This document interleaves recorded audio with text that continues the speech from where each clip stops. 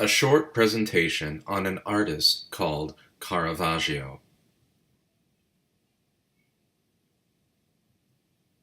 Caravaggio's life is like his art, a series of lightning flashes in the darkest of nights. He is a man who can never be known in full because almost all that he did, said, and thought is lost in the irrecoverable past. He was one of the most electrifyingly original artists ever to have lived, yet we have only one solitary sentence from him on the subject of painting, the sincerity of which is, in any case, questionable, since it was elicited from him when he was under interrogation for the capital crime of libel. He lived much of his life as a fugitive, and that is how he is preserved in history, a man on the run, heading for the hills, keeping to the shadows, but he is caught now and again by the sweeping beam of a searchlight. Each glimpse is different. He appears in many guises, moods, and predicaments. Caravaggio throws stones at the house of his landlady and sings ribald songs outside her window. He has a fight with a waiter about the dressing on a plate of artichokes. He taunts a rival with graphic sexual insults. He attacks a man in the street. He kills a man in a sword fight. He and a gang of other men inflict grievous bodily harm on a knight of justice on the island of Malta.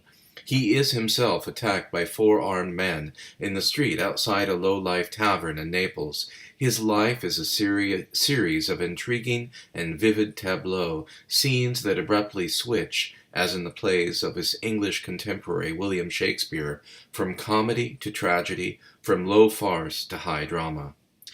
Andrew Graham Dixon, Caravaggio, A Life Sacred and Profane.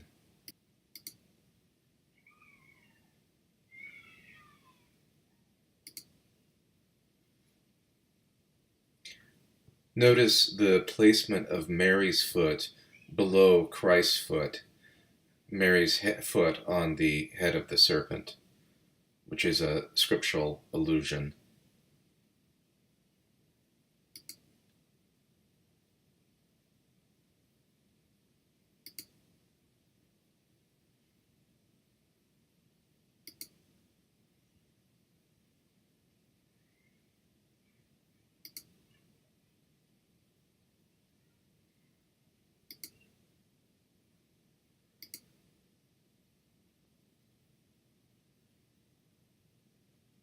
In the case of Caravaggio, we know a huge amount, and a huge amount has been found out. It's there in the archive in Rome.